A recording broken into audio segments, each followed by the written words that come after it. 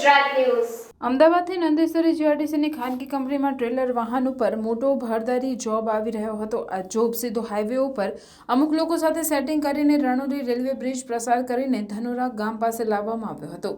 ધાનેરાથી રામપુરા રામગઢ થઈને સીધો નંદેસરી જીઆરટીસીની ખાનગી કંપનીમાં લઈ જવામાં આવી રહ્યો હતો। આ ભારદારી જોબ કોઈપણ પ્રકારની પરવાનગી વગર ગેરકાયદેસર રીતે ગામડાઓના સિંગલ પટ્ટી રોડ ઉપરથી પસાર કરવામાં આવી રહ્યો હતો। આ વાહન રામપુરા ગામ પહેલા રસ્તા વચ્ચે 3 ફેઝ ઇલેક્ટ્રિક લાઇન પસાર થતી હોવાના કારણે અટક્યું હતું, જેના લીધે રોડ ઉપરથી પસાર થતા વાહનોને અડચણરૂપ બન્યું હતું। આવા ભારદારી વાહનો ગામડાઓમાંથી પસાર કરવા માટે ઘણી પરવાનગીઓ લેવી પડતી હોય છે, પરંતુ ખાનગી કંપની દ્વારા કોઈપણ પ્રકારની કોઈ પરવાનગી લીધા વગર સ્થાનિક રહીશો અને રાહદારીઓના જીવને જોખમ ઊભું કરી આ ભારદારી જોબનું ટ્રેલર પસાર કરવામાં આવ્યું હતું।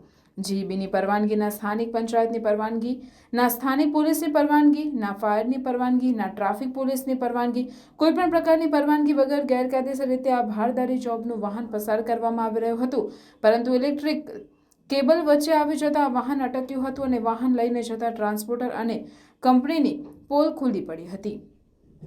આ ભારદારી જોબ લઈ જતું વાહન સિંગલ પટ્ટી રોડ ઉપર જોખમી રીતે ઊભું હતું અને રાહદારીઓને અકસ્માત અને જીવનું જોખમ જનતા સ્થાનિક આગેવાનો દ્વારા કોયલી વીજ મથક અને સ્થાનિક પોલીસને ફરિયાદ કરવામાં આવી હતી, જેથી સ્થાનિક પોલીસ અને કોયલી વીજ મથકના માણસો સ્થળે પહોંચી આગળની કાર્યવાહી હાથ ધરી હતી।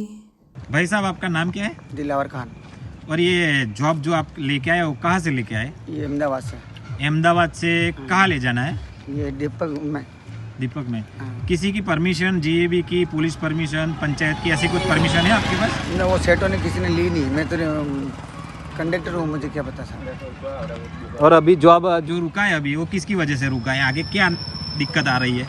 वो जो अपना केबल है, केबल है, जीबी का केबल है। जीबी का केबल।